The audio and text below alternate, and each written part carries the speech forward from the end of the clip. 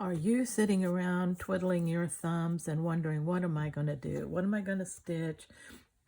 I don't have any inspiration. I just don't know. I want to do something, but I don't know what I want to do. And I don't want to get up and gather a bunch of stuff, you know. I just want to start. Well, I've been there, you know. Woe is us, woe is us. But I found that this little book here is an ideal solution. Now, sometime back, I started this book and I made a video on it, but I wanted to bring you up to date on it and also talk about how it does solve that problem for us. Okay, are you ready? This is our Slow Stitch Project Flow book. What that means is we have things in here that we can jump right into a project and it will flow for us because we have what we need in one place. Okay, so let's look at it a little bit. Now, first of all, I have a signature in here that I did sew in with a pamphlet stitch, just a simple pamphlet stitch, and just one signature, and you'll see what that is in just a minute. And that was easy enough to do. I just poked 3 holes in here and used my stronger twine and put that in there, okay? Now what this is a photo album, 4x6 photo album. And I never used it. And so I thought, okay, but I love the cover. And I said, I'm going to utilize it. So I did. On the inside, I just did some collage. And remember, whatever you are, be a good one. Remember that our motto here is to do us very well. We're not out to please anybody but us. So we do ourselves very well, and we're happy with what we do. Now, these fabric pages here are my signature pages, and that's what I have sewn in the pamphlet stitch. This first page is got 2 little pockets for little scissors or crochet needles or whatever it is you'd want to put in here. And of course it's a pin holder too. All right. Then you open it up and you've got a little fancier pin holder here. Not a pin holder, needle holder, but it could be pins too. So you've got that on this page. Here on this page you have another needle holder, but it has a slip through. So it'll hold a card of buttons or yarn in this case or whatever. And then there's a big old pocket here. And I slip pre-made things in here so that if I want to add something to a slow stitch piece I'm making, I have some pre-made embellishments. That's always important for me. You know how I like to embellish. So I create some and put them inside of here. Now here is another one. I have, and again, a needle and pin keeper. I have a little heart here that's open at the top that holds an embellishment. I have another pocket that's holding clusters here.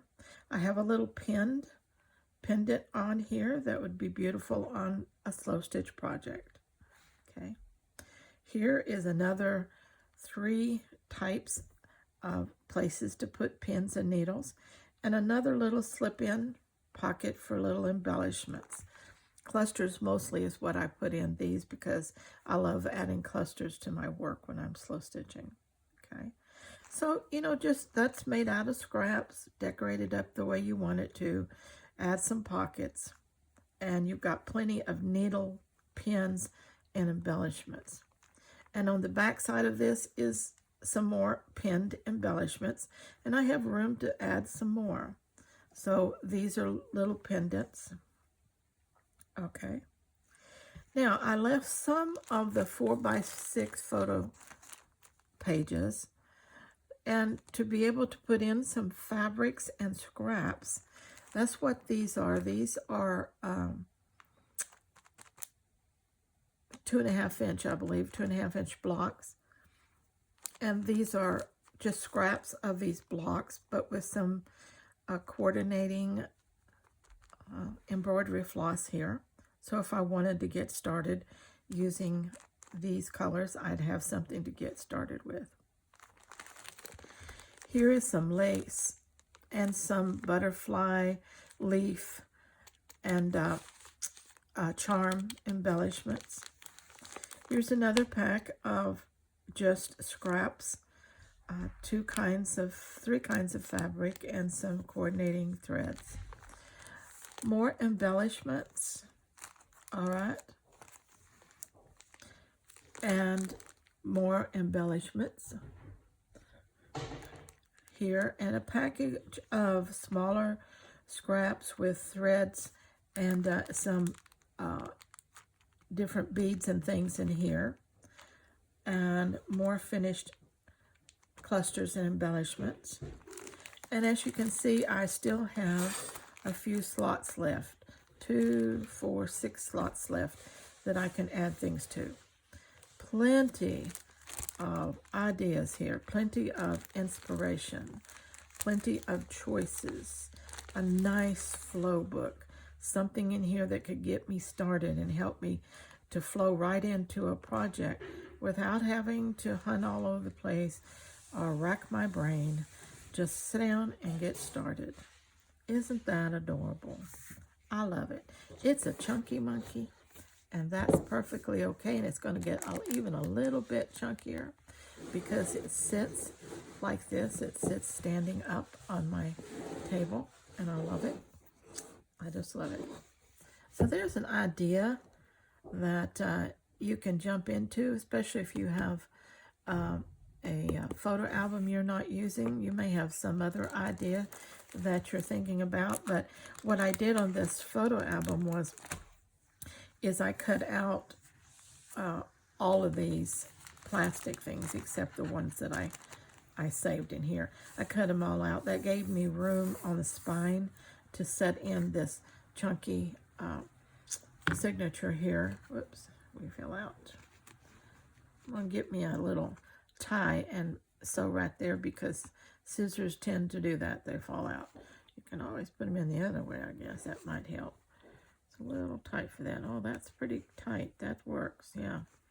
Okay, but I think I'm going to do the tie thing because that would add another little element. Tying a little bow there, okay. And then I'm going to decorate also the back of this. So that when it stands open like that, when you look inside, you see the inside pages are decorated. So I'm going to do that. So anyway, that's a great inspiration project. Fun to make. And I got this at a thrift store for $1. It was brand new, never been used. And a lot of people get these for gifts and they never use them, and they end up in these thrift stores or garage sales or yard sales, rummage sales. Is it op shops in Europe, or I believe things like that. So think about using that, okay? All right, there's your inspiration project. Until next time, stay scrap happy.